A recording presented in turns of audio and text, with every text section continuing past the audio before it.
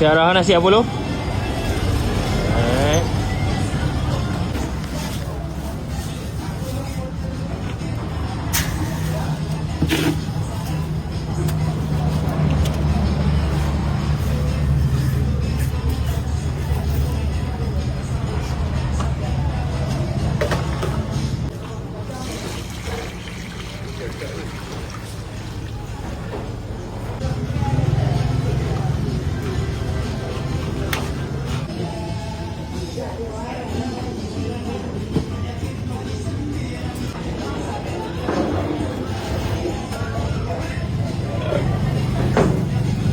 Ni masak nama mana ni?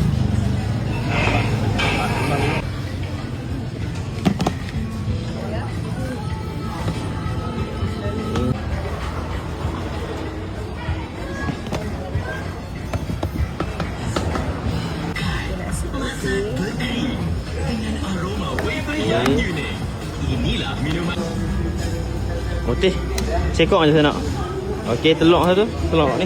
Ni telur apa ni? Ni telur 3 rasa, telur mata 3 rasa. Okey. Lepas tu saya nak toge. Saya campur toge nak. Okey. Ayam makan. Bahagia? Paha dah. Okey. Gulai batang pisang daging Gulai kawah daging batang pisang. Okey. Go Ni semua lauk ni kita ada lebih kurang 8 jenis, RM21. Tapi kepada menu kampung itu kita ada masak lemak pucuk mengkudu bersama dengan ikan talang padi, dan ini kita ada asam pedas ikan temenung untuk asam pedas Kedah. Okay? Asam pedas Kedah, dan yang ni kita ada gulai terung bersama dengan ikan talang juga, menu-menu kampung. Kita masak lemak petola yang kita campur-campur dengan benda-benda lain lah.